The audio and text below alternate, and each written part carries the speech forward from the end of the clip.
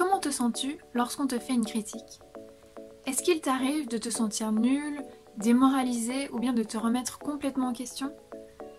Sache que ça arrive à tout le monde et que c'est possible de changer ça de plusieurs manières. Celle que je te propose aujourd'hui, c'est de reprendre confiance en toi en te focalisant sur tes talents.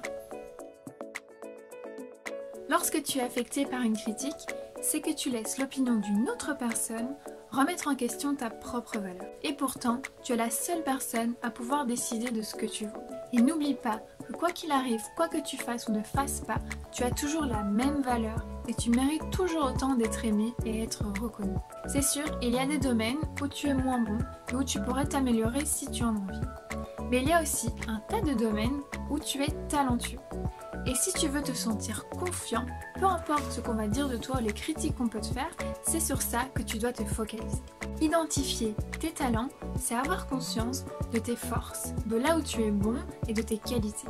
Et en te focalisant sur ces forces et en les développant davantage, tu vas pouvoir prendre confiance en toi et aussi prendre du recul sur ce que les autres peuvent dire de toi. Parce que même si on te critique, tu sais qu'il y a des choses que tu sais bien faire, que tu es capable de réaliser des choses et que tu as des qualités. Je vais donc te partager maintenant 5 exercices pour identifier quels sont tes talents. Et avant de les découvrir, je t'invite d'abord à partir du principe que tu as des talents. Parce que oui, tu as du talent. Et peut-être que tu ne les vois pas encore, parce que c'est vrai, souvent on est plus focalisé sur ce qu'on ne sait pas faire et sur les choses qu'on a à améliorer. Mais ils sont bien là, ils sont un peu comme le nez au milieu de notre figure, c'est pas parce qu'on ne le voit pas qu'il n'est pas là. Donc le premier exercice, ça va être de faire la liste des choses que tu aimes faire. Parce que souvent, on est naturellement doué dans ce qu'on aime. Donc demande-toi quelles sont les activités ou les tâches qui te rendent enthousiaste, celles qui te donnent le plus de plaisir. Tu peux aussi te demander dans quelles circonstances est-ce que tu ne vois pas le temps passer. Et parmi toutes ces choses que tu aimes faire, il y en aura sûrement pour lesquelles tu es doué. Tu peux aussi décider de prendre un des domaines que tu aimes, même si tu ne te trouves pas particulièrement doué là-dedans, et décider d'en apprendre davantage pour vraiment développer un talent par rapport à ça. Parce que si c'est quelque chose que tu aimes, tu vas apprendre beaucoup plus facilement et beaucoup plus vite que dans n'importe quel autre domaine. Deuxième exercice, tu vas faire l'inventaire des choses qui sont faciles pour toi. Donc demande-toi quelles sont les choses que tu sais faire sans même y penser, celles qui te semblent naturelles.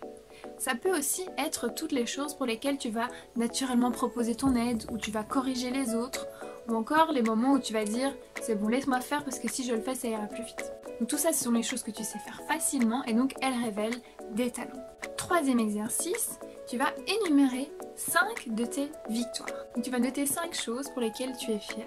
Et ça peut être des très grandes choses, des grandes réussites comme des toutes petites choses. C'est vraiment à toi de sentir là où tu es fier de toi. Si tu es déjà fier de toi d'avoir demandé à ta voisine un peu de beurre parce que tu n'en avais plus, mais tu peux le noter dans tes victoires. Vraiment, on s'en fout de ce que les autres peuvent penser, prends une victoire pour toi.